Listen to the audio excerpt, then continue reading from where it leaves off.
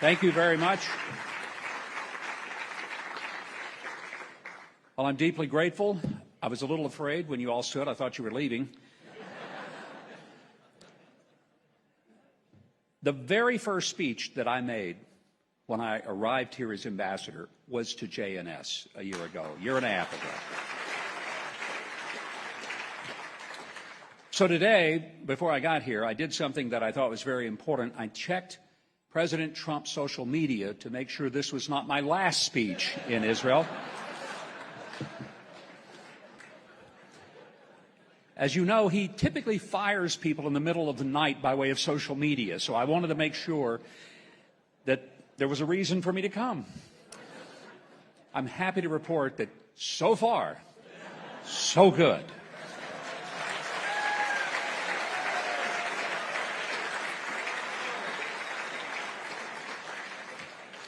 I know there's been an enormous level of anxiety about the relationship between the United States and Israel.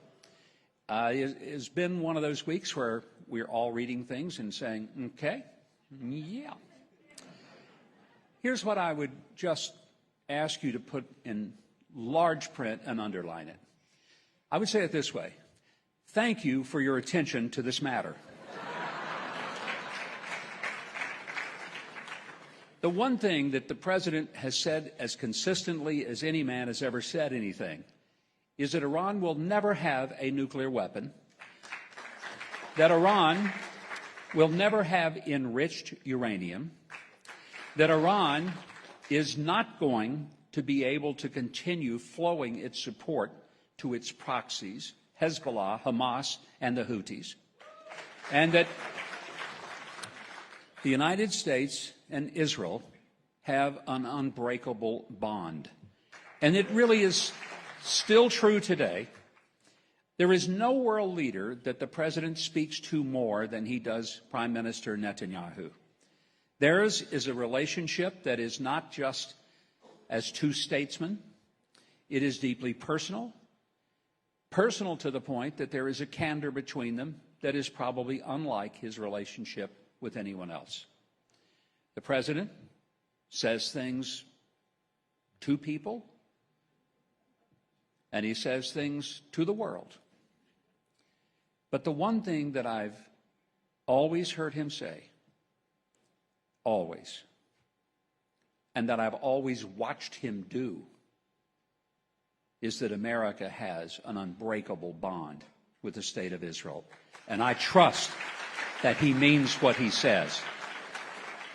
I still remember that he is the president that did something that we all wanted every president to do, and that's recognize Jerusalem as the undivided, indispensable, eternal, and indigenous capital of the Jewish people. And he did it.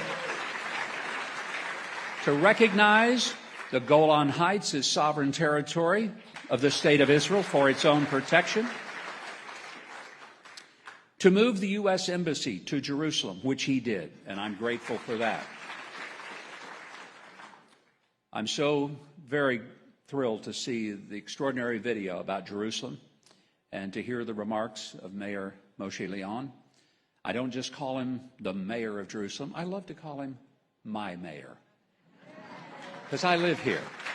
And he has been a remarkable partner to the U.S. Embassy and to every need that we have had, and a terrific person to be leading this city.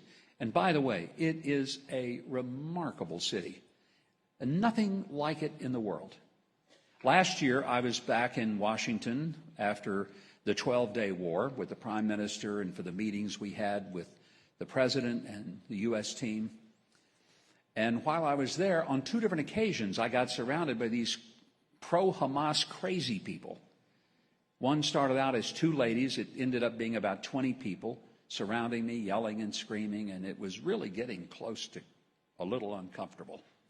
Finally, some D.C. police officers came and extracted me. A couple of nights later, I was leaving the Blair House, where there was a reception, and some same pro-Hamas crazy people across the street recognized me. And that's not all it's cracked up to be.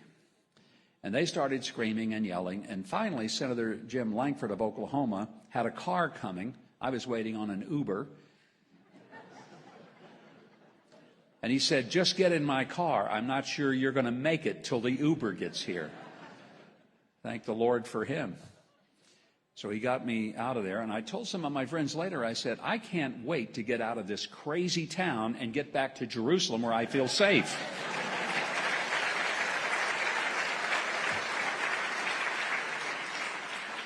Now, the interesting thing is, they did what you did. They laughed, and they thought it was a punchline. I said, I'm not kidding. I really am anxious to get out of this crazy town and get back to Jerusalem because I feel safe there. And I do. And I'm grateful to live in this remarkable city and to have the opportunity to represent the United States of America. And I've watched, and I know there's anxiety, but folks, I have watched last year in the 12-day war when everyone wondered, what will the president do? Will he engage? And then on that Saturday night when the B-2 bombers roared from the U.S. all the way to Fordow and nuclear deposits and laid down bombs the likes of which the world had not seen, we know what he would do. Earlier this year, when it became apparent that the Iranians were intent on rebuilding their nuclear capacity and continuing what has been a 47-year threat against us. When I say us, I mean you and the United States. It's always been death to Israel, death to America. I was married with children in 1979, and I remember quite well when our embassy employees in Tehran were blindfolded and frog-marched across the grounds of our U.S. embassy, humiliating the United States of America, holding hostages for 444 days. And all that time, making it very clear that their intention was not merely to hold some American diplomats hostage, but was to kill every last American and annihilate the country. And the warm-up act was going to be to annihilate Israel. It's always been a threat. Americans may not understand it, but that threat is not a threat just to Israel. It is a threat to every American, and they have carried out that threat in pieces throughout these 47 years by killing hundreds of Americans, often through their proxies. And the most of them have been Hezbollah. And I hope that no one will ever think for a moment that the reason that Iran wants to maintain some control over the proxies is because that's how it's going to get its terror network capable of doing the most damage that it can. Let's be clear. The Iranian threat is best served when the spigot is turned off at the source and no more forces flow to Hezbollah, to Hamas, or the Houthis. And that's why this challenge with Iran, if we can get peace, wonderful. But even this afternoon, the president has issued very clear understandings to the Iranians that if they think that the United States is going to fold and collapse and let them have their way, he has made it clear what he will do. And what he said, well, it's words that I don't use those words, folks, even in private and certainly not in public. This week I got into a little bit of controversy unintentionally because I said something that I've been saying for years. It wasn't anything new, but I made the point, and I want to make it with you. One of the reasons that our nations are tied together is because it is upon the Jewish foundation that Christianity was formed, and upon the Jewish and Judeo-Christian foundation, Western civilization was formed, and without that there would not be an America. It is as simple as that.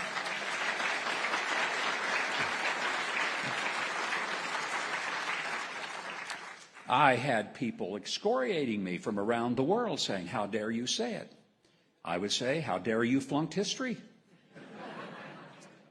Are you not aware that our founders wanted to put as the seal of America the parting of the Red Sea? That in the House of Representatives in the United States there is a marble fixture of Moses not of Cicero, not of Aristotle or Plato, of Moses. Because our history is tied more to Mount Sinai than it is to Athens or Rome. It's tied to neither of them. It's tied to Israel.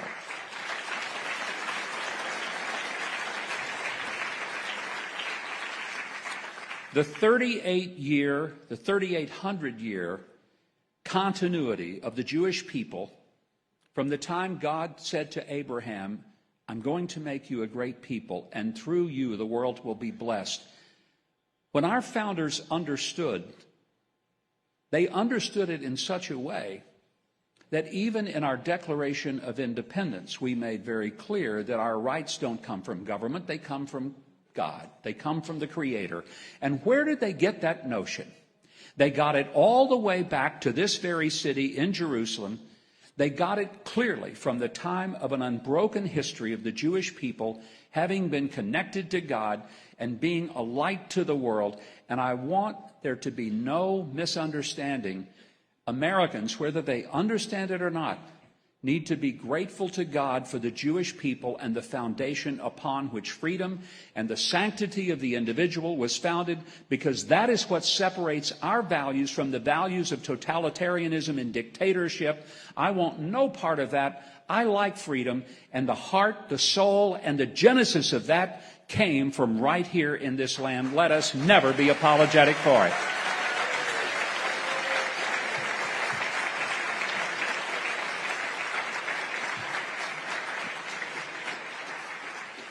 Psalm 121 says, I look to the hills, from whence cometh my help. My help comes from the Lord. When people say Israel will be destroyed, I'm thinking they don't understand, do they? That this is not into the hands of any man or any country or any army on this earth.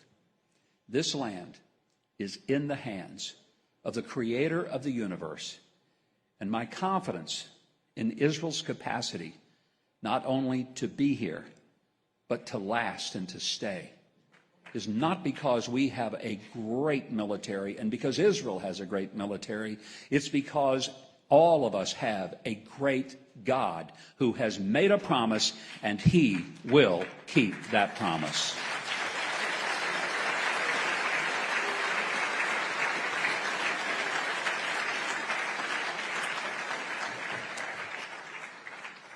I noticed when I started there is a lady over here on the side, and she has a sign, and it says stop.